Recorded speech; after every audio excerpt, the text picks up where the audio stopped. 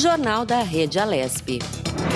Bem, pessoal, o Jornal da Rede Alesp conversa agora com o psicólogo Ronaldo Ramos. Ele fala sobre saúde mental em tempos de pandemia do coronavírus. Bom dia, Ronaldo. Seja muito bem-vindo ao Jornal da Rede Alesp.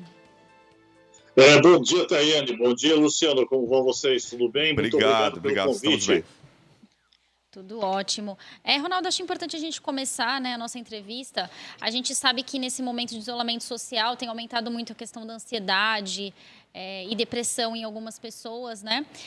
Eu queria saber como a gente pode lidar com o pessimismo em tempos de pandemia.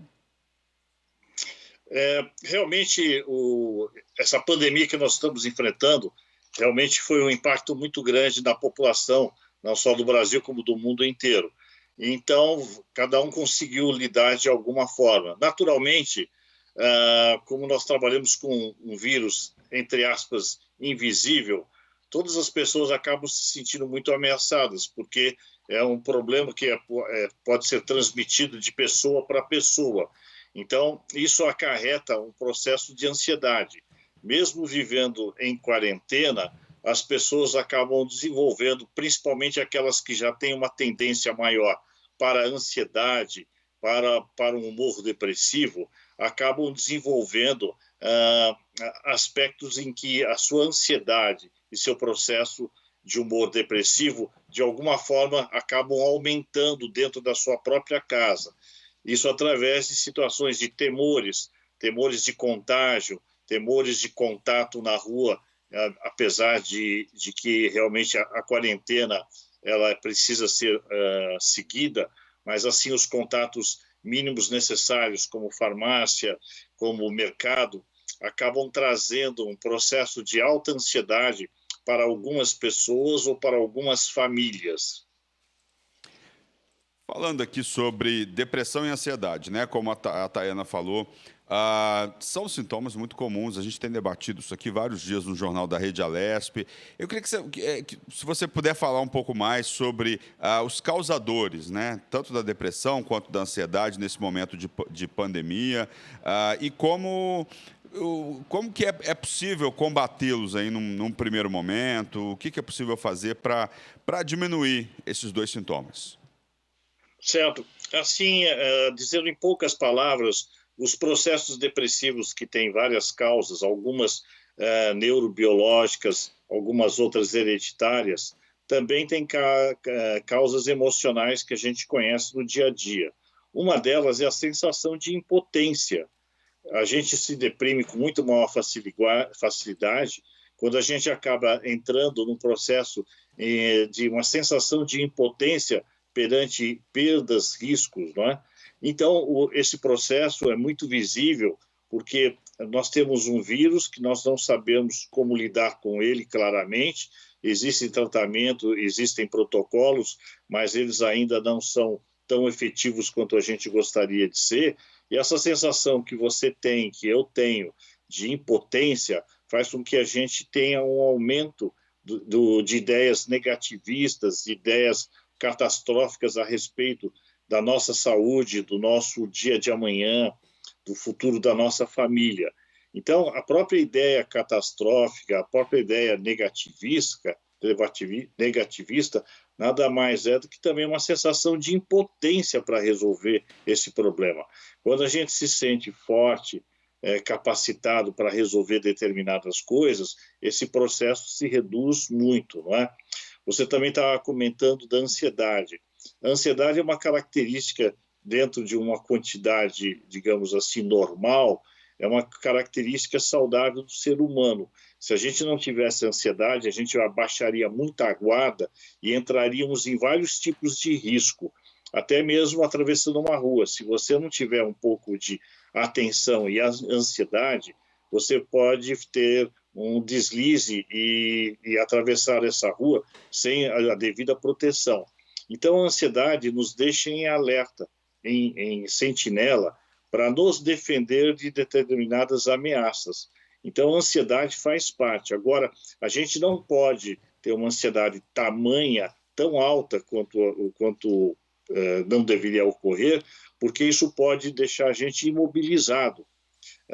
A gente pode ficar sem saber como lidar com aspectos do dia a dia, com certos cuidados, mas fazendo com que a ansiedade seja a nossa amiga, aquela protetora, e não aquela paralisante que vai impedir você de tomar decisões, de você entrar em contato em caso de emergência com o médico, com o hospital ou até mesmo com um parente. Então, a gente tem que saber dosar. Na realidade, a medicação, o remédio e o veneno também está na dose, né? Quer dizer, é o ponto de equilíbrio entre essas duas coisas que favorece a você ter um processo menor tanto de ansiedade quanto um processo de depressão, sensação de impotência perante uma situação que estamos atravessando.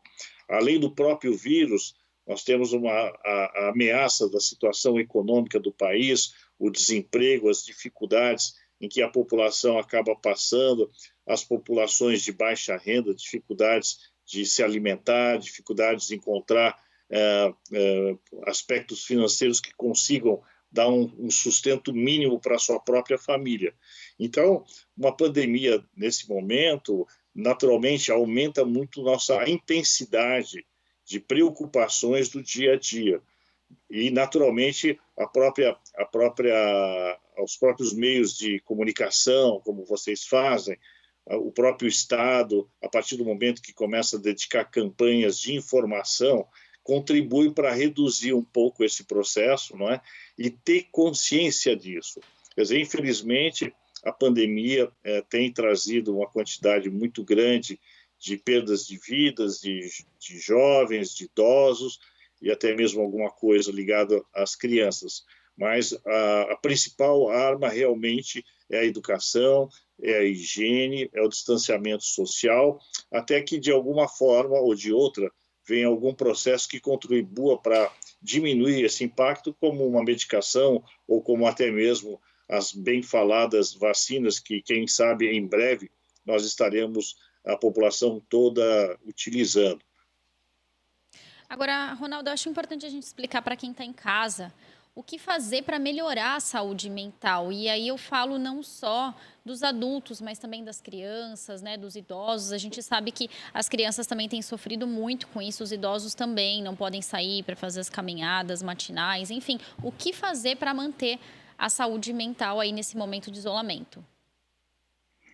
A primeira coisa é uma coisa que provavelmente muita gente fala, mas que também é necessário. É você manter uma rotina dentro de casa que se assemelhe um pouco àquilo que você fazia no seu trabalho. Principalmente você trabalhando em home office, que você consegue fazer isso. Então, levantar um determinado horário, que seria o horário de apresentação do serviço, tomar seu banho, arrumar sua casa, tomar seu café, se vestir adequadamente para ficar sentado durante 6, 7, 8 horas trabalhando no home office, fazer as suas refeições, né? Fazer uma organização e planejamento para você ter uma sensação de que o seu dia está sendo produtivo, que sua saúde mental está sendo mantida. Naturalmente, dentro de uma residência com crianças pequenas, isso fica um pouco mais complicado, porque o ensino à distância tem sido praticado e os pais têm uma dificuldade muito grande, porque a casa não é a escola e a escola não é a casa. Então, na realidade, essa adaptação, que é uma coisa nova, que provavelmente nós teremos em breve outros instrumentos que vão melhorar essas condições, mesmo voltando ao normal das crianças frequentando a escola. Eu acho que esse processo que a gente está entre o mundo virtual, os estudos à distância, o atendimento à distância, tudo isso vai criar uma nova zona onde a gente deva melhorar esses recursos que a gente tem e que ainda bem que nós temos, porque isso facilita muito o contato. Por exemplo, de mães acompanharem seus filhos nos exercícios escolares, não é? A dificuldade de manter 3 crianças dentro de um apartamento com atividades de distração, de lazer. Então, a família tem que ter um foco, uma criatividade, dividir o estudo, dividir os joguinhos na internet, dividir os desenhos, dividir todo o processo para dar uma situação de conforto. E, infelizmente, tem que limitar a criança, porque áreas comuns dentro de prédios estão proibidas, Hoje nós temos alguma flexibilização, não é? Tem famílias que passaram 3 a 4 meses trancadas dentro de um imóvel, não é? E que praticamente não saíram para quase nada ou nada. E isso também pode gerar, proporcionalmente, um desequilíbrio emocional dentro daquela casa. Conheço pessoas que estão já há 4 meses sem sair de casa para nada. Todas as compras são feitas pela internet, não recebem nenhum contato com o mundo exterior, estão dentro de uma bolha caseira. Naturalmente, isso é muito prejudicial, porque vai aumentando a ansiedade, vai aumentando os pensamentos catastróficos dentro dessa pessoa, e mais cedo ou mais tarde, se ela já não estiver buscando ajuda médica psiquiátrica, vai ser necessário que faça isso, porque o pânico também gera transtornos muito visíveis. Então, outras pessoas que estão sendo bastante preocupantes é justamente os idosos, que foram também obrigados a se afastar de filhos, se afastar de netos, e estão vivendo numa bolha por uma questão de manter a saúde mais estabilizada, para evitar maiores riscos. Naturalmente, seria muito interessante que os pais, os netos, entrem em contato através desses meios que nós temos, os meios digitais, telefone, para fazer com que a coisa aconteça mesmo à distância. Então, também tenho observado, porque eu tenho feito atendimento à distância para vários tipos de clientes, que pessoas com uma faixa etária bem mais avançada, também eles estão reféns da sua própria casa. Então, é um processo difícil, né? Quer dizer, o mundo é visto pela janela, pela televisão e pelo mundo digital. E isso causa realmente um desconforto muito grande para todos nós. Mas, aos poucos, com a flexibilização, com a diminuição dos contaminados e também diminuindo o número de mortos diariamente, a gente vai conseguir, aos poucos, retornar a um caminho intermediário de quase normal, porque acho que a normalidade só vai voltar a partir do momento que a ciência traga uma vacina que permita a gente se locomover com maior serenidade e tranquilidade. A gente tem que ter noção que não somos só nós que estamos passando por isso, é o mundo inteiro. A gente não deve ficar tão ansioso e esperando que o resultado dessa vacina seja para amanhã. A gente tem que ter um pouco mais de controle das nossas emoções, esperar que o tratamento adequado venha no tempo oportuno, porque nem tudo é para amanhã. E se a gente tiver uma expectativa muito alta que amanhã essas coisas possam mudar, o que vai acontecer? Vai aumentar mais ainda o nosso estado de ansiedade, de inquietação. Falando um pouco sobre adoecer, né, nesse período, né? Como não adoecer durante o isolamento social? O que as pessoas podem fazer para saírem dessa etapa equilibradas, vamos dizer assim? Quer dizer, nós temos aí 2 tipos de público, vamos assim dizer. Aquele que tem uma predisposição para ficar mais doente, mais ansioso, que vai precisar e já está precisando de recursos e orientação psicológica e medicamentosa, não é? E aí, para aqueles que conseguem, digamos, mesclar uma redução das atividades que eram até então comuns dentro da sua residência. Então, criando realmente horários de trabalhos, horários de lazer, de distração, vendo um filme, lendo um livro, acompanhando as notícias, trabalhando dentro da sua própria casa, fazendo algumas coisas diferentes, pequenos concertos, realizando um prato para a família, tentando criar uma atividade mais saudável dentro de casa. Tem pessoas que moram em apartamento pequeno e que já mediram as distâncias e fazem caminhadas dentro do seu próprio apartamento como uma forma de trazer a atividade física que foi interrompida por um bom tempo. Então, a gente tem que encontrar esse meio termo. A gente não deve se isolar no medo, na ansiedade totalmente, porque isso é extremamente prejudicial para a família, para o bem-estar da própria pessoa. Como eu comentei agora há pouco, tem famílias que estão trancadas, reféns da sua casa, e há meses e meses não saem para nada. Então, isso também é prejudicial. Eu acho que você pode manter um distanciamento, você deve dar uma caminhada na rua, tomar um sol, você deve fazer algumas atividades onde você tem a segurança e proteção das pessoas, você protegendo os outros e os outros também te protegendo, através de máscara, gel, todas essas orientações que já são conhecidas. Mas ninguém deve ficar totalmente refém. Naturalmente, tem coisas que vão demorar um pouco mais para se estabilizarem, como o uso frequente de restaurantes, viagens de maior distância. Então, nós temos aí um processo ainda longo de adaptação a partir do momento em que realmente esses índices estatísticos venham a reduzir, a curva entre num platô e venha a declinar, para trazer mais segurança. Mas eu tenho certeza que isso também vai aparecer, terminando essa pandemia, muita gente que ficou muito ansiosa, muito obsessiva. Tem pessoas que, por exemplo, de tanto usar produtos químicos de limpeza, acabaram tendo uma dermatite de pele.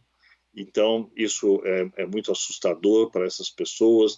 Aquelas que ficam obcecadas o tempo inteiro em lavar o sapato, meia, roupa, tudo aquilo que chega da rua para casa.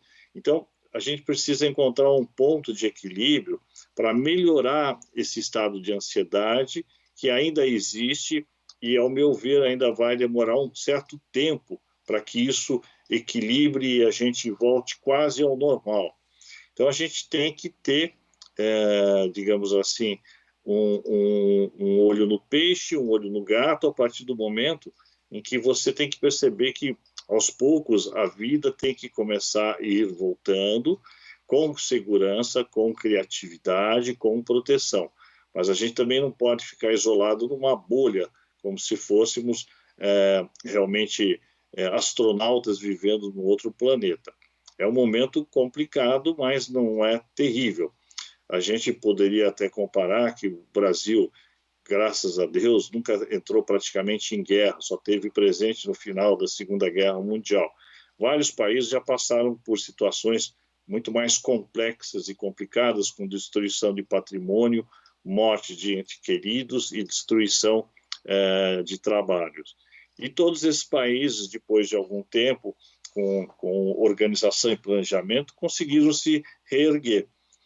Nós vamos passar por coisas semelhantes, não tão graves, não tão fortes como as guerras passadas, mas com certeza vamos reerguer. Muitas coisas fecharam, muitas empresas, muitos estabelecimentos comerciais, mas ao mesmo tempo, com a ajuda do Estado, de financiamento, a retomada da economia vai fazer com que as pessoas comecem a voltar ao próximo daquilo que já foi um dia conviver em cidades grandes, cidades médias, né?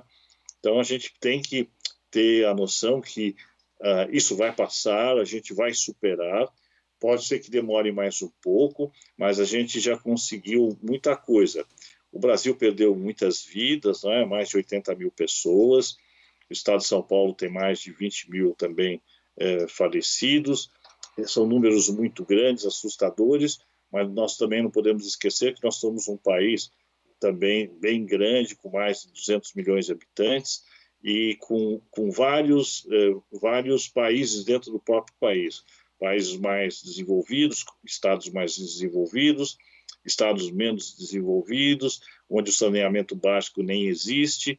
Então, a gente tem um contraste. Eu acho que, como se fala claramente, essa pandemia veio demonstrar que também, principalmente no Brasil, a gente precisa minimizar esses contrastes e favorecer com que a população mais carente consiga sair disso e ter qualidade de vida, ter serviços prestados pelo Estado de uma forma adequada, não é? E a parte boa de tudo isso foi ver que o nosso sistema de saúde, o SUS, mesmo com as suas deficiências, tem conseguido atender a população de uma forma boa, satisfatória. Isso eu acho que está sendo, digamos assim, um legado maior desta pandemia. Perceber que, de repente, o SUS, que uma estrutura pública, não é? Se faz necessário, não só no Brasil, como em outros países, não é? Tá certo, o Jornal da Rede Alesp, conversando aí com o psicólogo Ronaldo Ramos, falando sobre saúde mental em tempos de pandemia. Muito obrigado pelas suas informações aqui no Jornal da Rede Alesp. Muito obrigado a você, Luciano, a Tayane, e qualquer dúvida estamos à disposição.